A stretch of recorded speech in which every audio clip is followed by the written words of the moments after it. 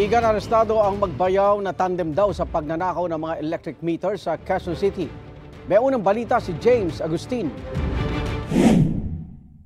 Inaresto ng pulisya ang magbayaw na ito matapos sumano silang magnakaw ng ilang electric meter sa Barangay South Triangle, Quezon City.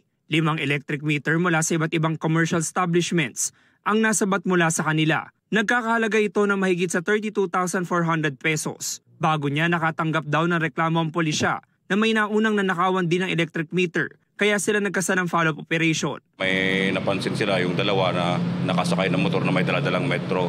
Kaya nung napansin nila, sinundan nila at napansin din yung motor na walang plaka.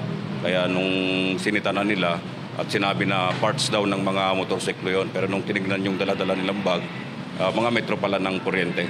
Inalam pa ng pulisya kung may kasamahan pa ang magbayaw na kapwa dayo sa Quezon City mula sa Pasig. Ang modus nila nito, nagnanakaw sila ng mga metro ng kuryente tapos pag nakuha na binibentayan online sa halagang 500 hanggang 700 pesos. Mga mostly ang tinatarget nga nila yung mga business establishment.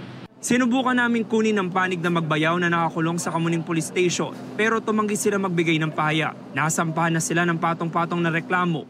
For this incident po, abot kamay po yung mga metro na nakukuhanan.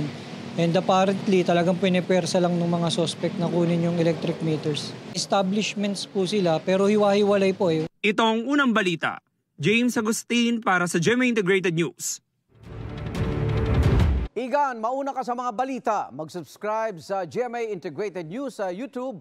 Sa mga kapuso abroad, subaybayan nyo kami sa GMA Pinoy TV at sa www.gmanews.tv.